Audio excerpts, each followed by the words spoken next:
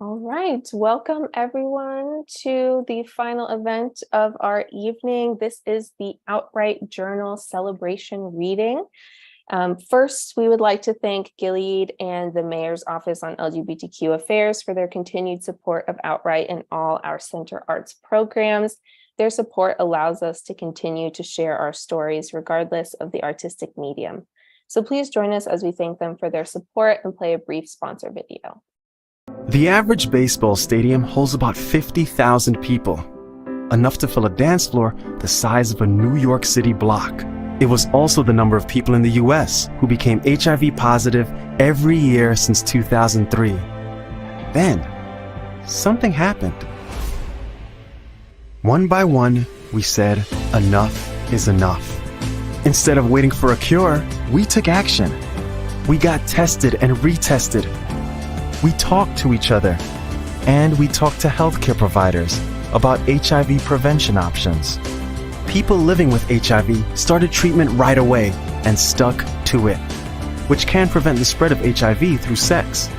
New infections went down, but we still have work to do. So let's all do our part and keep fighting, because together we can all help stop the virus. Find out what you can do at helpstopthevirus.com. All right, please enjoy the event.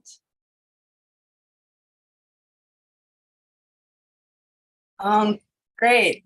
Thank you so much for just, taking time out of your evening to join us in this amazing journal issue release. I'm so honored and honestly really, really proud of what we've put together here. I guess I'll read from the editor's note that, will lead the issue. Gotta pull it up real quick. Sorry about that. I'm just excited to read Ashley Elizabeth, Ashani Shonda, Sarah Lido, Ronnie Sermons, Timothy Nolan, Rose McCoy, Ben Tro, Ben in absentia, but also David. Hi. I'm really, really excited for these poets and writers to kind of meet in the ephemeral space of the internet, but also to be in conversation with each other through a queer spectrum, a lens and a conversation that, I really enjoy it. Okay, here's the editor's note. Without further ado, I'm reading it off my laptop separately, so that's why I got so righteous there. This issue is a free-flowing collection of creative writing celebrating independent thought and gay people as we exist in society. That being said, this issue emphasizes that everything is gay, every mundane experience, and every drastic realization. That a queer perspective is innate throughout the issue because a queer perspective is overarching and cannot be tastefully parodied or replicated. Here, levity emerges as a way of being. Echoing Susan Sontag, it is not the position, but the disposition. Without further ado, I'd like to introduce Ashley Elizabeth. Ashley's poems are great. Ashley is a teacher from Baltimore, Maryland. Her writing has appeared in Honeylit voicemail poems, Swim, among others. Her chapbook, Black Has Every Right to Be Angry, is forthcoming from Alternating Current, an amazing, amazing press. When Ashley isn't teaching or writing, she posts on Twitter and Instagram at @AE_the_poet. Without further ado. Well, thanks, Sylvia. I am so appreciative of just being in this issue, being in this space. So thank you. I'm gonna read 2, maybe 3 poems, depending on how time goes. So the first poem I'm gonna read is the poem that was selected, and it's called Control. Control. My students dissected sheep hearts in science class, and I feel for the lamb plucked from the world early. Or maybe it was a sacrificial thing. After all they hear is no, when this was a guided activity until the end, and they got to prod around, mash and knead things to their liking, reminding me of them begging to control their environment, to keep their phones in their pockets, to leave the classroom to work in the tower, to walk around the building without being in line, for the locks to come off the bathroom doors for the first real time.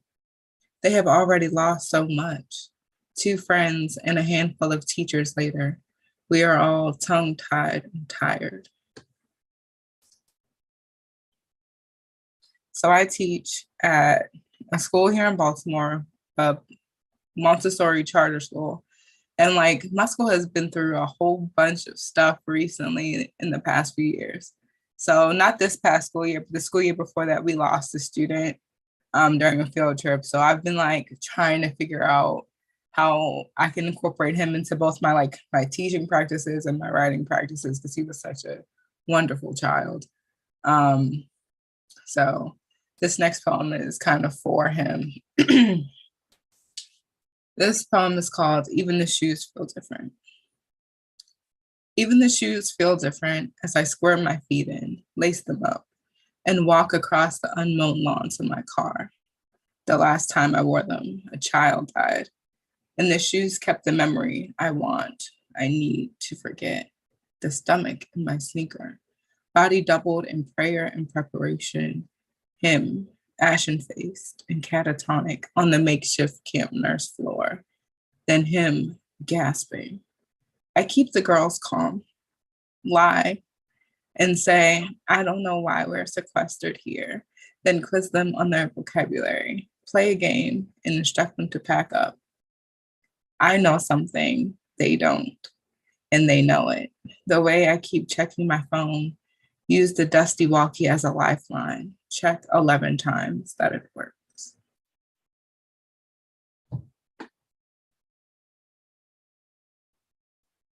So this next poem that I'm going to read is like one of my absolute favorite poems to like read.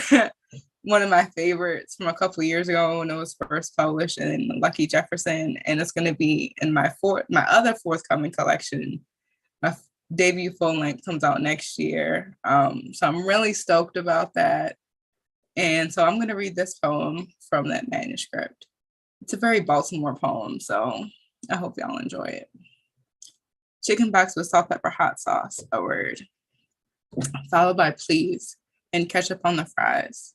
And I get my family back in the moment I wade through Lexington Market, looking at, well, everything, but only buying from Parks and Old Faithful, a tradition I hope to keep if I have children. But it is only a moment. I've moved out, mom has moved on, dad is alone, grandmother doesn't need Faley's fish anymore because she's no longer on the way home, and the market is being rebuilt and gentrified.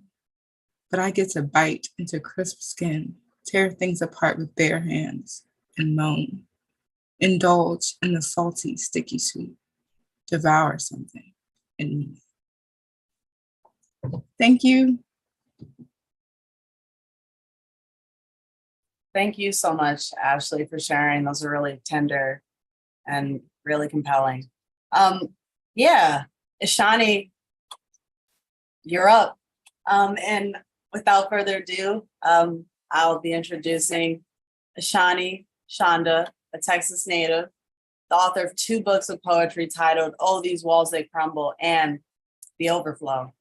Additionally, her work can be found in the Eckelberg Project, Stoked Words, Emerging Texas Writers, Flypaper Magazine, and Apra City Press. Excuse me.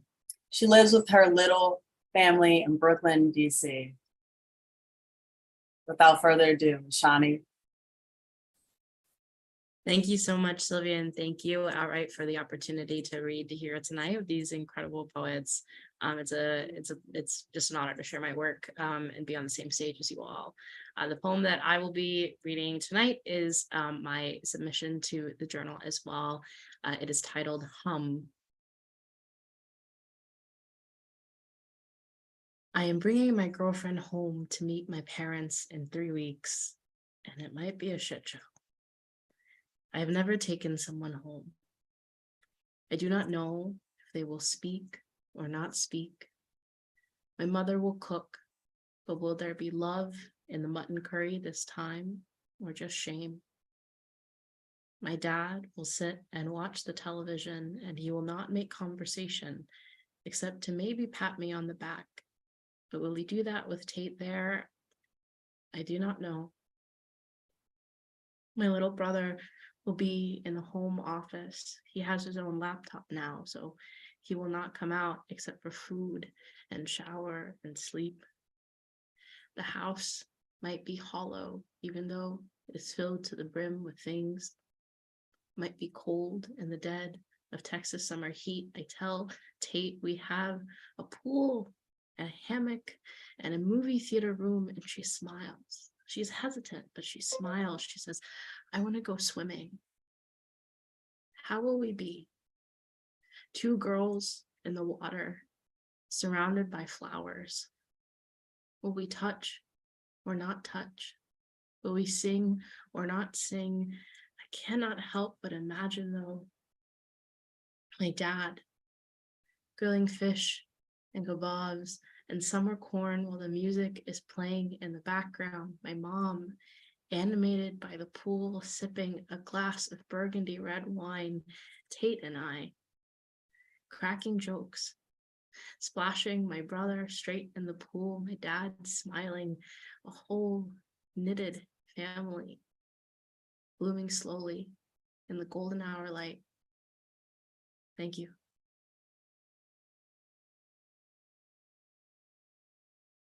Thank you. That was incredible. It's such a colorful, but also at times somber, but suspenseful still, right? It really happens like a scene. Yeah, that first, I'm bringing my girlfriend home. Like everybody knows, like how.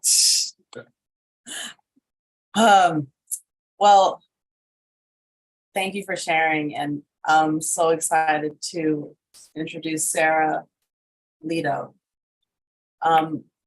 I really enjoyed Sarah's poems, but I also really think I can't think of a better pair of voices to go after one another. This is a pleasure. Sarah is a poet, a software engineer, and a member of the Brooklyn Poets Mentorship Program, 2023 cohort.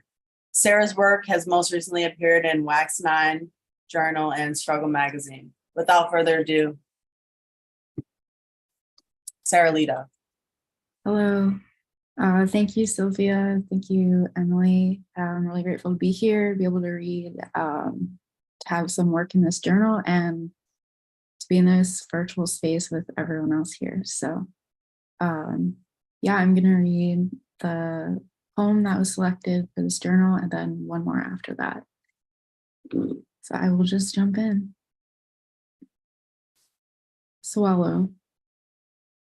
The barn swallows circle the pond, getting close just to shit. Ripples. I want a grand life. The shit in the pond, the circling, a signature tail. To eat with a beak. Watch how they fly, recognizably. Watch me want. I want to be watched. And then I will read one more. Ars Poetica as tributary.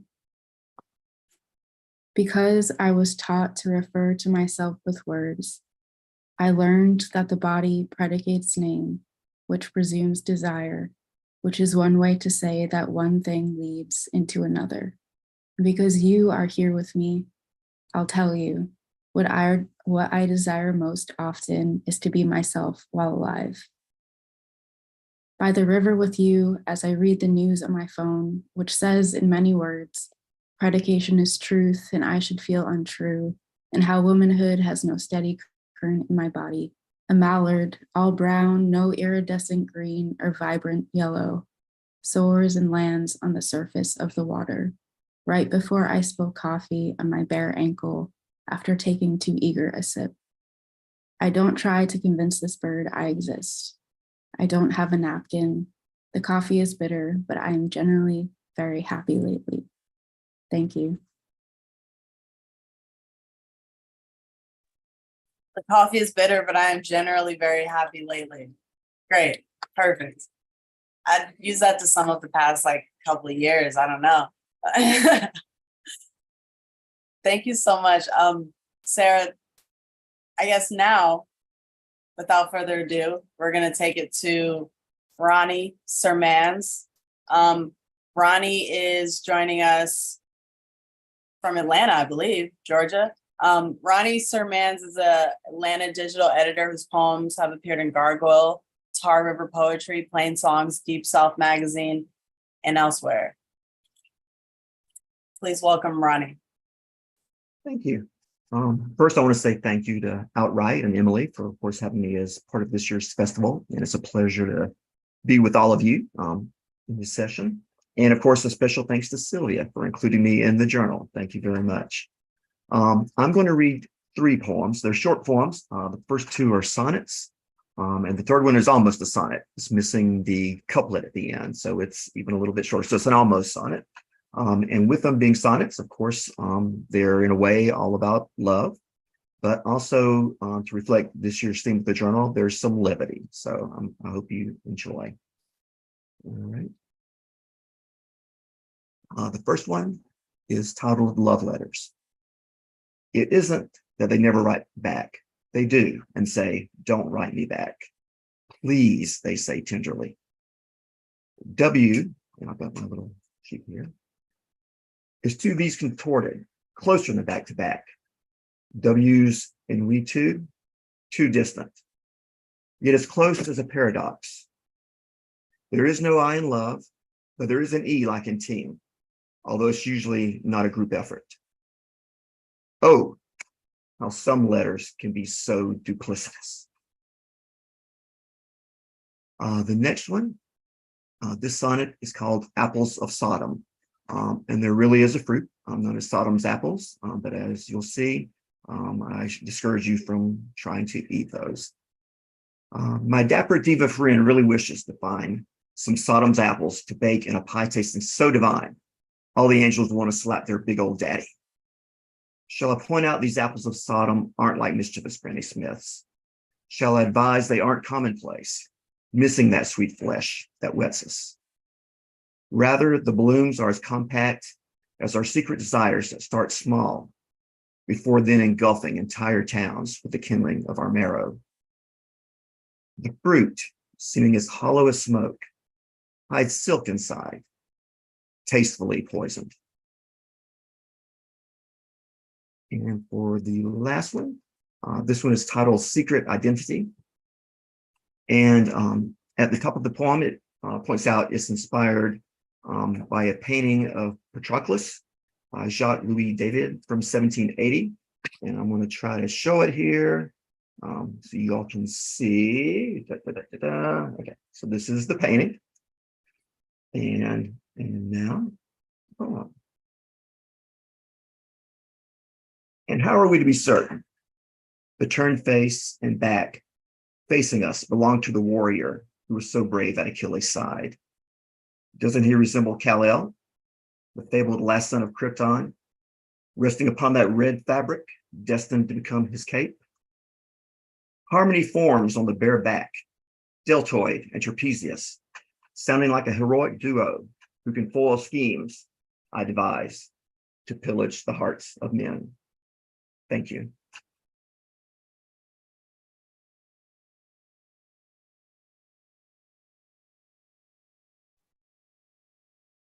Those are so great, Ronnie. Thank you so much. Wow. And, you know, the visual aid just makes it more palpable for me. I love art inspired by art. I don't know. I think maybe I tell myself that, you know, maybe I was Frank O'Hara last time I lived, right? Everyone wants to be. But I also think that the muse, the forever muse, is a part of levity, like, you know, resetting through some type of escapism, some type of beauty. Those are really great. I guess without further ado, let's take it to, Timothy Nolan.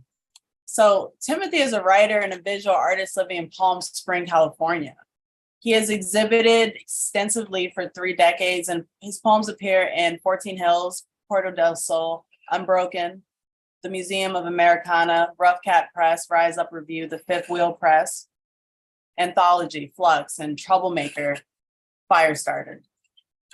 I can't wait to hear these poems. I love reading them. Without further ado, Timothy.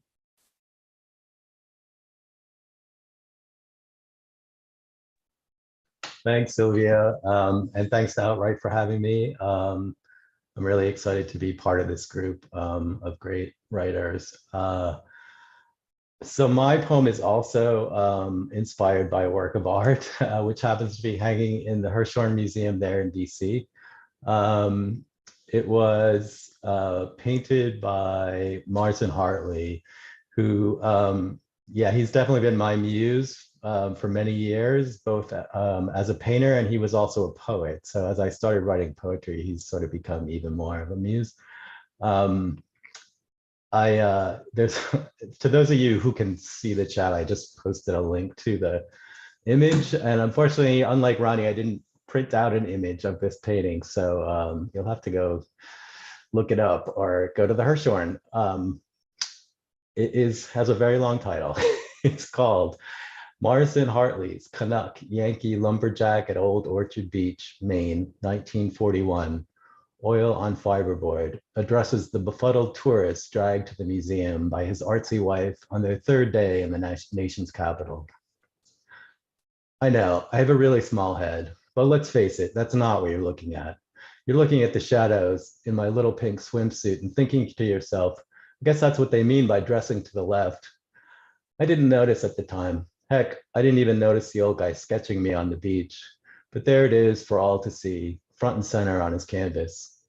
Please don't let my manhood distract you from the miraculous strip of crashing blue paint foaming up behind me, or the fact that the waves meet the beach in a perfectly straight line that looks like it wants to cut me off at the knees. And don't be intimidated by the hair on my beefy chest. It's not a competition, dude. And what do you expect, eh? I'm a lumberjack, for God's sake. Just focus on that cotton candy cloud echoing my right bicep in a crazy freeform halo. Okay, maybe I'm projecting here, but I think the old guy thought I was a saint or something. I mean, my eyes are closed like I'm in some kind of trance state. Listen, I'm no angel. I could tell you stories about what went on at Old Orchard Beach back in the day. But hey, if I can be the old guy's muse in his final days, me with my head that's way too small for my hunky bronze body, I guess I'm cool with that. Okay, I didn't really plan on reading the second poem, but why not? Okay, since Sylvia's giving me the thumbs up, I guess I'll do it. It's called Watch the Birdie. The night was moonless out at Sheep's Pass campsite in the middle of Joshua Tree, way before it became a national park. That was when I had my first telescopic vision. It doesn't happen all the time, but sometimes when I look up into a pitch black sky, it kicks in. If I narrow my focus, I can see each of Saturn's 7 rings, the broken up bits of asteroids, comets, and moons, all those chunks of ice and rock suspended in dust. I can see meteors headed our way and then veering off left to right. That night, I saw a ring of white gas circling at the center of the Milky Way. It was swallowing up everything around it. A dying star exploded into a supernova brighter than the sun, then instantly vanished into the abyss. My fellow campers agreed the sky was putting on quite a show that night, so I assumed they saw what I saw. When we returned to our workaday lives in the big city, we were lucky to see the North Star with so many streetlights, digital billboards, and motion lights popping on every time we thought we found a dark enough patch of sky by one of those big fancy houses near Griffith Park. It seemed like a lifetime ago, but when the picture of this thing they called Sagittarius A star popped up in my news feed the other day, I thought, I've seen that before. The caption said it was from the Event Horizon Telescope project, and its 300 scientists from 13 institutions were pretty stoked about finally seeing a black hole at the center of our own galaxy. If I'd known what I was looking at back then, I probably could have saved them a ton of work. Who knew black holes were so bright? Shouldn't they be black? When I tried to explain what I saw, all my friends thought I was tripping. I started to think maybe I was. It was a blur, the way memory serves up the past in cloudy courses with no sense of proportion. All I know is whenever I look up in the middle whenever I'm out in the middle of nowhere, I look up and hope to see that ominous white ring again. I look for the astral fireworks from billions of years ago. It blows my mind every time. And then so do the little pointy-headed birds on the power line just outside my window, when one follows the other as if in perfect choreography.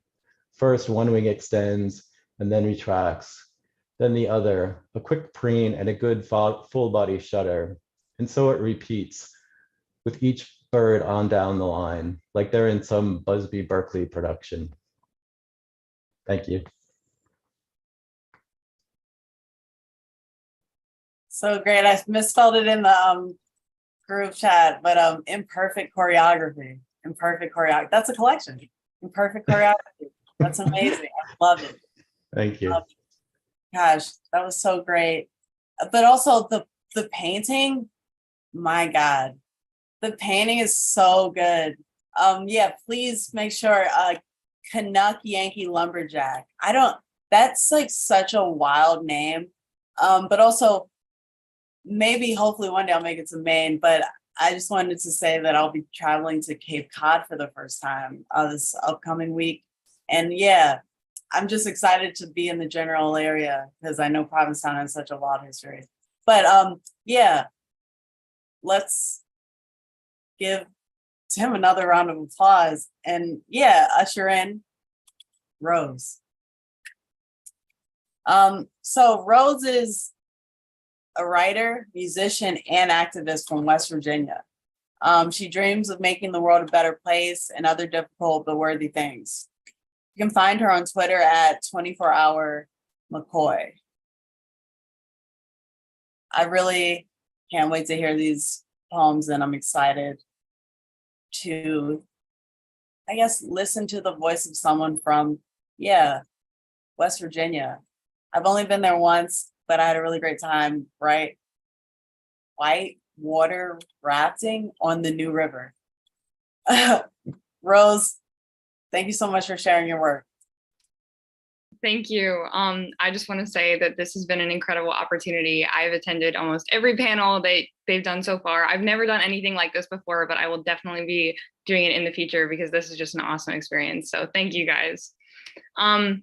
So the first poem I'm gonna read is about the recent news about the lovers of Modena, who were two skeletons that they found buried in Italy in 2009, holding hands, and they just found out that they were actually two men. So this is called In Which the Lovers of Modena Turn Out to Be Two Men. What more proof do you need that we are here and have always been? What else is there to say? Should I tell you about Walt Whitman, Cole Porter, perhaps, of Emily Dickinson and Sue Gilbert, or Vida and Virginia Woolf? These secret lusts and loves were never non-existent, just hidden. So take this as a horrifying truth or a relieving one, but a truth nonetheless. We have always walked among you. It's just that now we're less afraid to raise our heads and walk amidst delight. This next poem is the one that was selected by OutWrite, and it's just a tribute to all the amazing queer folks, the queer leaders and revolutionaries that came before us, and it's called The New Generation. I make a stupid joke, and my sibling is surprised my mother gets it. I want to say, baby, we have been around for ages, this ain't new. They found male mosquitoes humping in the sap that remade dinosaurs. Don't you know where the word lesbian came from? And my new friend is laughing with me, then cringing, saying, please don't call me bro. And I say, you got it, chica, anything you want. And see, it's not that I believe in lawlessness, I just believe in love. So if my adult body is a haughty dinner date telling my second child, we'll both have XX, thanks. I want my son to have the courage to lock eyes with my firstborn and say, actually, I think I'll have what he's having, you see. I want my children to be free to be themselves. I want the world to say, I take you as you are or as you will be. I want the kind of happiness that makes Harvey Milk see us and say, good God, I didn't know anything could be so worth it. The kind of love that leaves each new generation on their knees, looking backwards, breathing, thank you, thank you, thank you.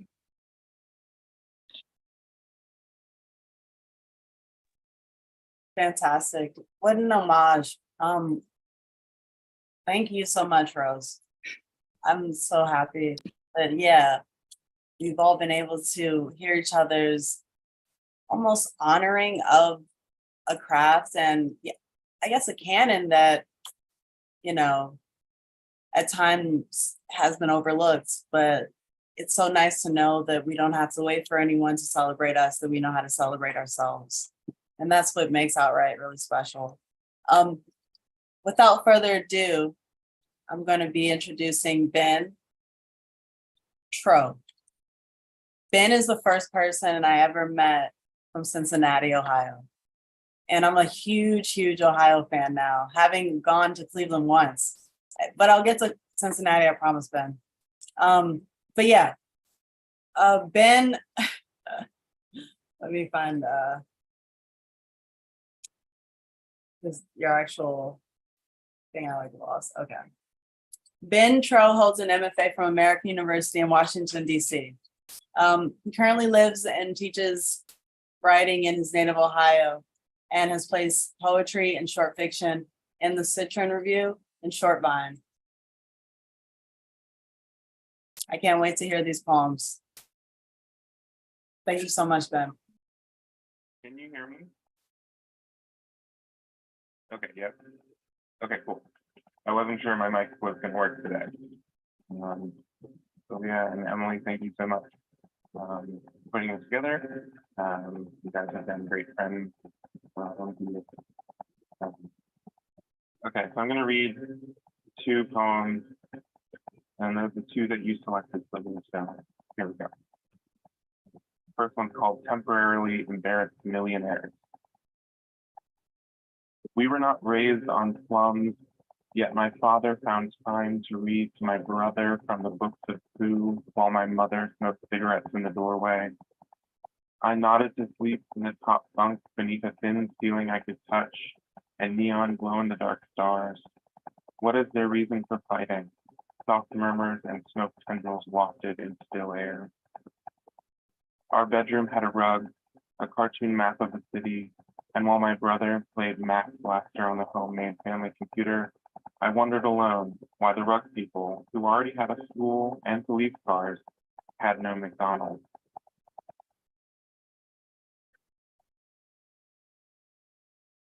And then the second one is called The Vintner.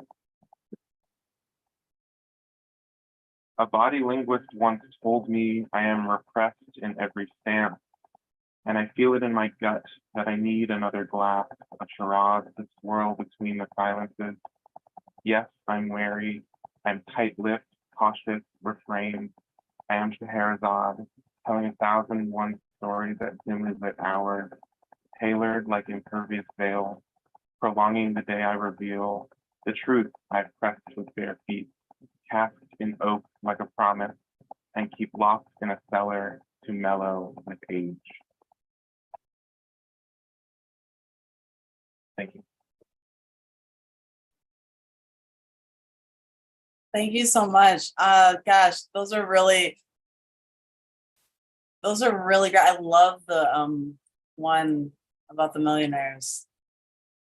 It's everything right now. And I guess forever, as long as capitalism reigns. I don't know. But yeah, the McDonald's and God, it really hit the poignancy of that. I just want to say I'm so honored to have been able to come across and read and yes, like everyone's work.